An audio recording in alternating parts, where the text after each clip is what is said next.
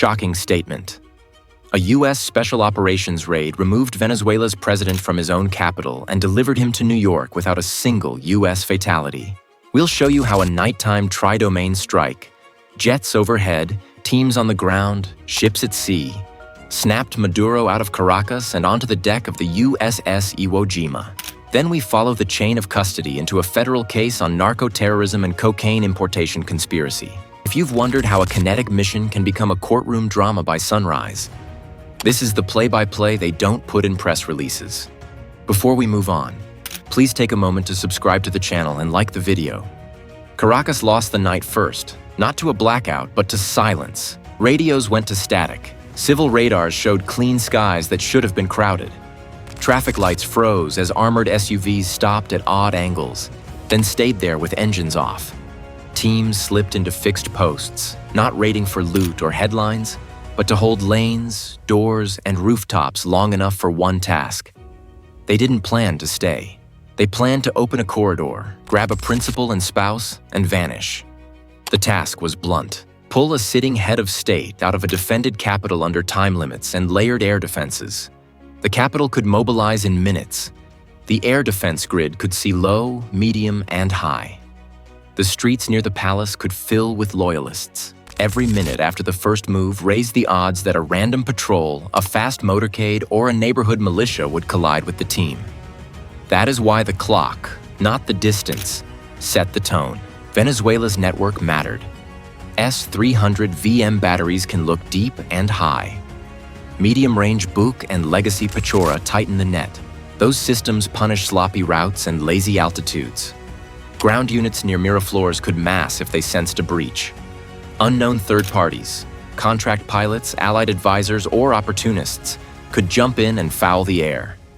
You don't beat a system like that with one trick. You stack domains and buy seconds. The tri-domain stack ran like a metronome. Fixed-wing jets sat on call, already warmed and armed to swing into sea aid at the first spike. ISR drones soaked the city, mapping patrol patterns, choke points, and heat blooms on rooftops.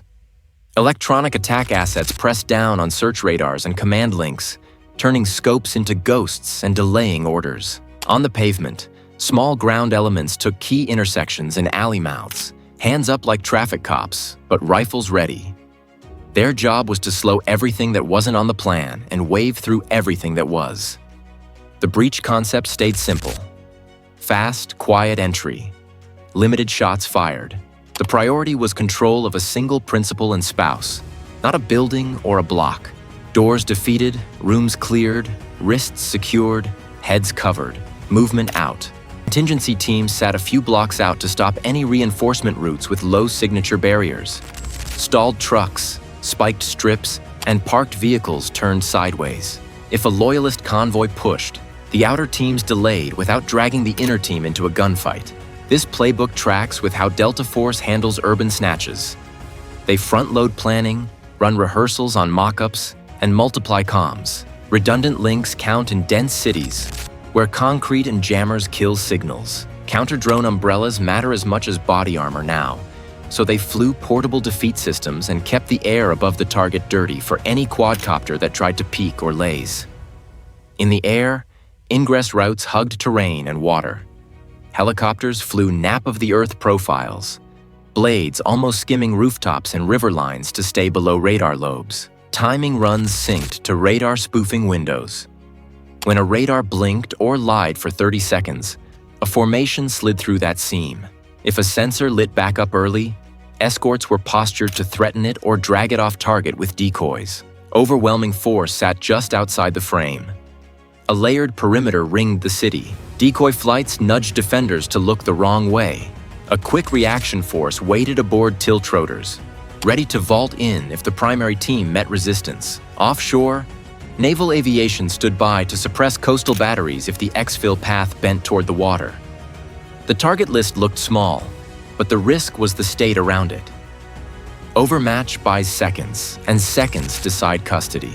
The city went quiet. The exit path lit up. Now the question shifted from capture to exfil. How do you thread hostile airspace carrying the most wanted man in the hemisphere? The city went quiet. The exit path lit up. The plan's quiet hinge wasn't the raid at all. It was a moving landing zone over the horizon that could turn a kinetic grab into clean custody.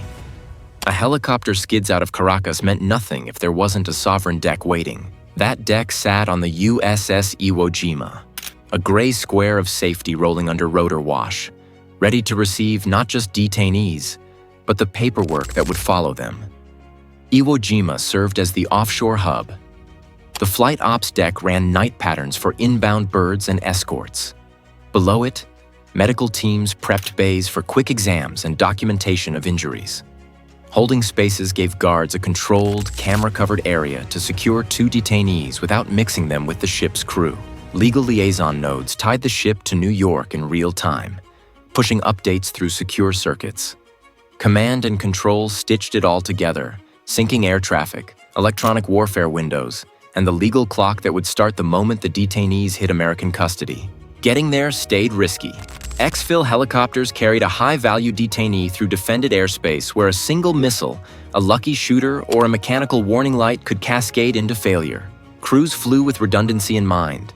Backup routes, spare birds spun on alert, and refuel contingencies if winds or weight pushed the plan. Every leg had an escort plan, but every escort added radar signature. So coverage sat at the edges, ready to rush in if a threat lit up. The egress used staggered corridors to avoid mid-air conflicts and to spread risk. Aircraft held strict altitude discipline, hugging hills and riverbeds until they found the coastal shelf. Terrain masking kept them under radar lobes long enough to reach maritime airspace. There, an offshore handoff took over. If fuel tightened, a tanker track or a deck refuel on Iwo Jima was ready, but only if timing matched the electronic warfare screen. Escorts orbited near the limit of detection to appear as background traffic while the primary flight slipped through the seam. On deck, the ship became the first safe custody point. Crew moved the detainees from the hangar edge into a controlled enclosure. Biometrics followed. Fingerprints, photos, and cross-checks against federal databases. Medical staff conducted a quick assessment. Blood pressure, visible injuries, and a record of any pre-existing conditions. Then came the immediate debriefs, short and focused, capturing time-sensitive details without tainting later evidence. The ship's status as U.S. territory mattered because it anchored the start of a chain that would end in court. Chain of custody kicked in with no gaps. Photographers documented detainees and every item taken off their person. Evidence techs cataloged possessions by number and sealed them. Officers logged timestamps for each handoff, from the assault element to the air crew, and the air crew to ship security, and then to the federal representatives aboard. DOJ liaisons received secure notifications and routed arraignment paperwork so it would be waiting in New York. The point was to leave no breaks. A defense attorney. U.S. forces trained to bridge Title 10 operations to Title 18 custody. That legal handoff has precedent from counter-narcotics extraditions, where military capture leads to civilian prosecution. The process protects admissibility, who had custody, how evidence was handled, and when the detainee moved from military control to law enforcement authority.